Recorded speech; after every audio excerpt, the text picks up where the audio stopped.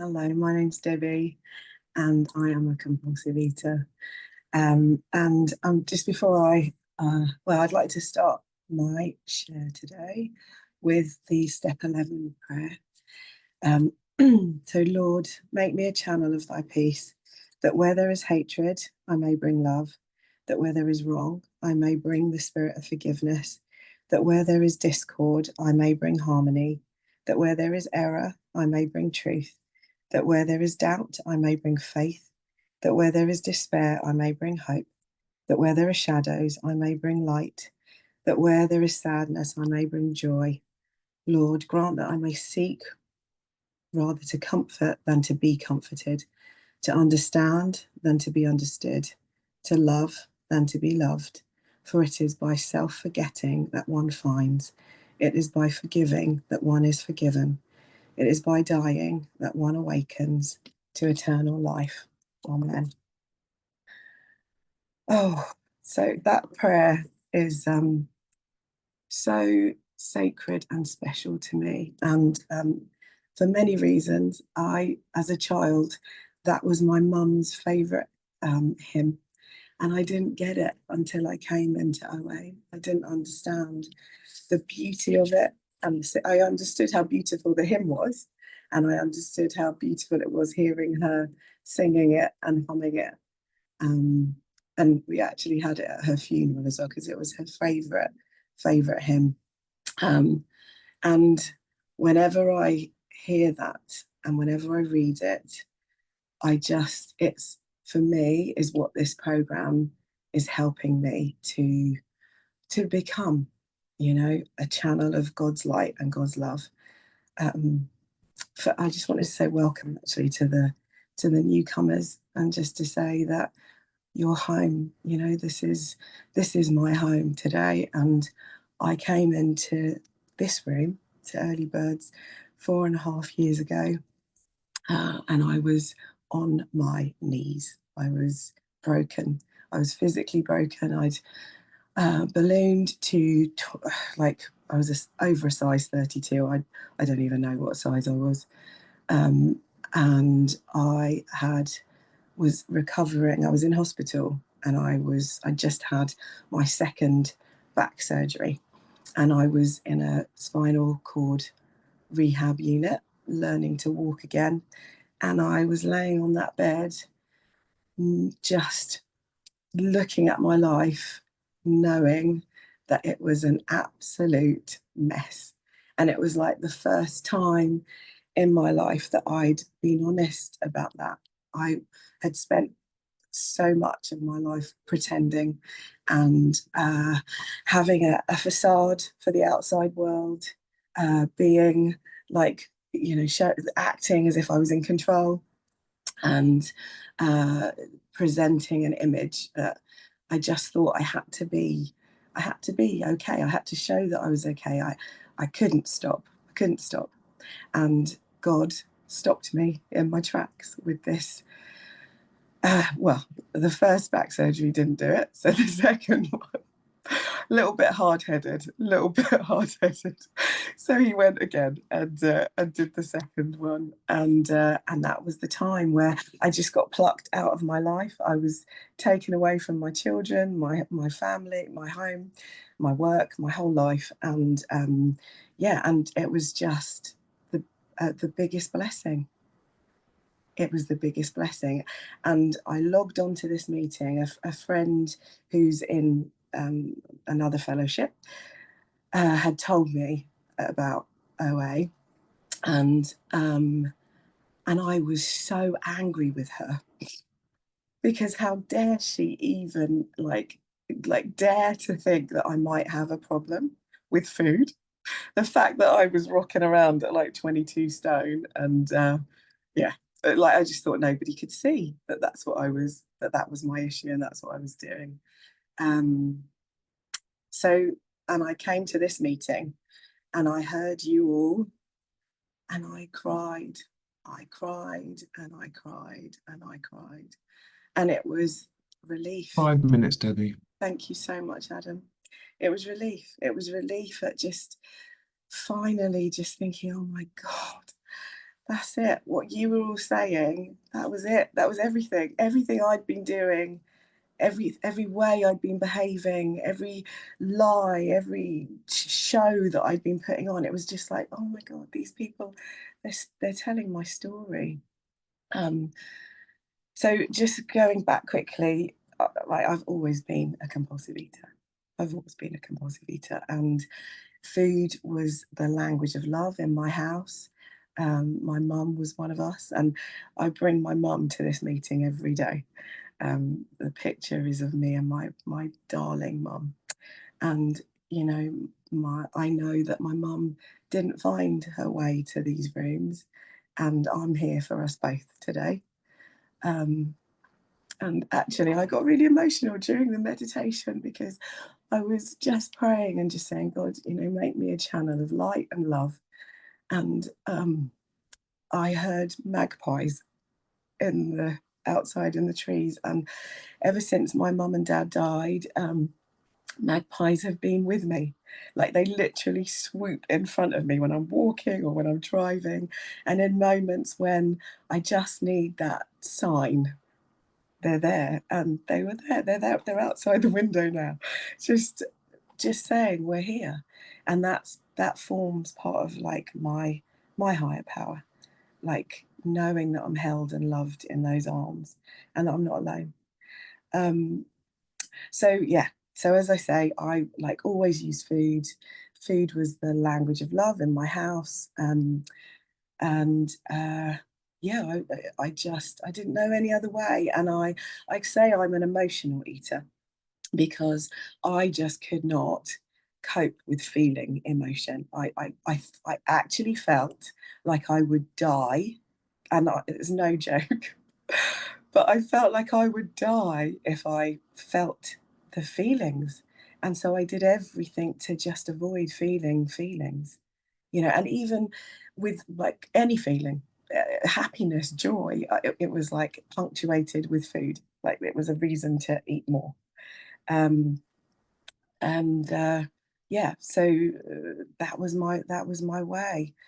And I came into these rooms, and my actually when my mum and dad died, my mum and dad died like 5 months apart from each other, and that was like part of my breaking point because I went to insanity with food.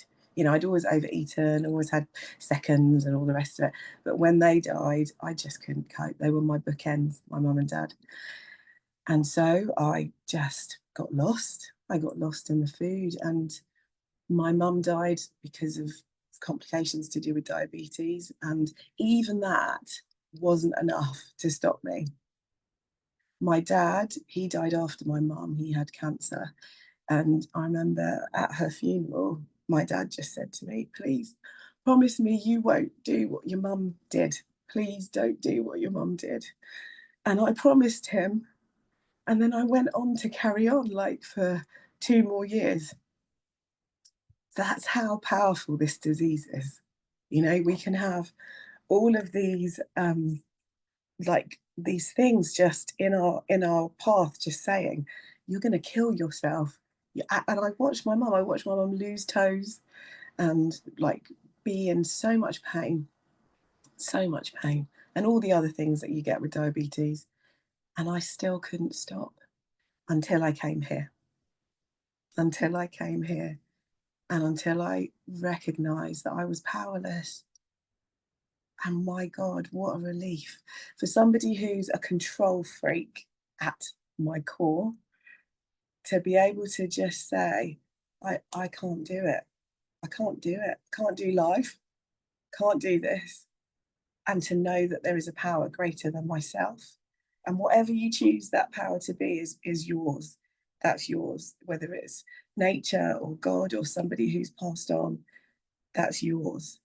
Mine is God. And the relief I had at being able to just lay my burdens and everything down, and to know that I was held. And it's taken this time for me to develop that relationship. You know, my journey has been one of 10 minutes, relapse. maybe. Thank you, Adam.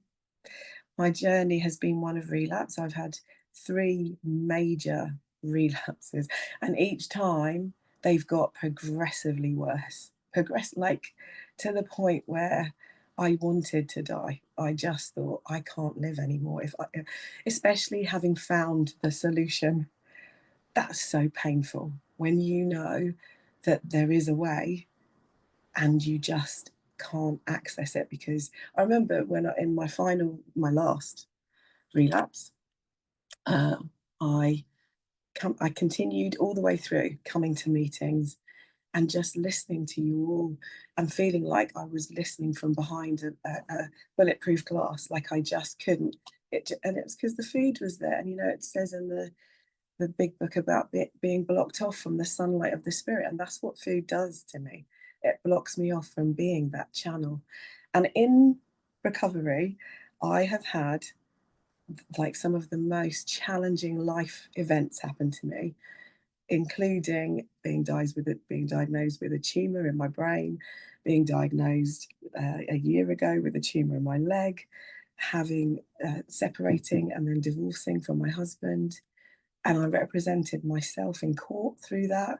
Like, this is a person who was scared to open brown envelopes for most of her adult life because she knew that they were something serious and something big. So for me to get to a point where I can represent myself in court, that to like I could never imagine that these things could be my life today. And my life today is handing things over every morning to God. I pray and I meditate every day. Prayer for me is conversation. It's sometimes it's me like just getting on my knees. Like when I got the ruling from my court hearing, after the case, it was a video case, and I fell to my knees and I just thank God for carrying me through this. And yeah, so my program today is service. I'm a sponsor. That just gives me so much.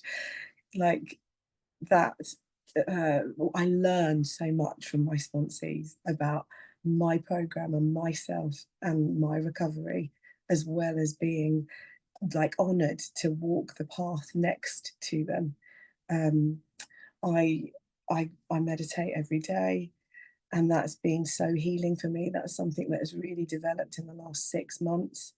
Um, I I'm just thinking, what do I do? What do I do? Debbie? My gratitude is the big one of the biggest things for me. Like in all of the things that I've that God's put in my path, all of the challenges and opportunities for growth. As I say that today, in amongst all of it, I've had gratitude. I've been able to look at, I've got my boys, my beautiful boys, my blessing. I have my when I had the tumor, they took it out of my nose, and I'm a singer, and I thought I'd never be able to sing again. And God's given me back my voice. It's a different voice, and I have to have acceptance around that. And I've learnt to use my voice in a different way. But I can sing and I can share my love with other people through my voice. That's a blessing. That is a blessing. And yeah, I dance. I love dancing. It's joy and connection. And these are the things, my everyday things that are just showing Minute me. left, Debbie. Thank you, Adam. That show me I'm held. I'm here to be light. I'm here to be love. I'm here to share hope. There is a solution. And if you are hearing this for the first time today and you're in this meeting, just know that there's a way. You're not on your own. God, your higher power, is just waiting with open arms for you. And I know that it's only ever me that turns away from that. And when I decide to turn back and just to say, okay, I get it. I need you. I can't do this. God never says, well, you're on your own now, mate. You chose to turn it there continually, 24/7. And that's my source of my strength, my hope, my courage. That gave me the courage to, that's Yeah, so I will wrap up by saying that today I know what my purpose is today, and that is to be love in the world and in the face of whatever is being put in my path, and that is just a gift and a blessing. And I'm grateful for all of you. So thank you for listening, and I will stop there. Blessed day, everyone.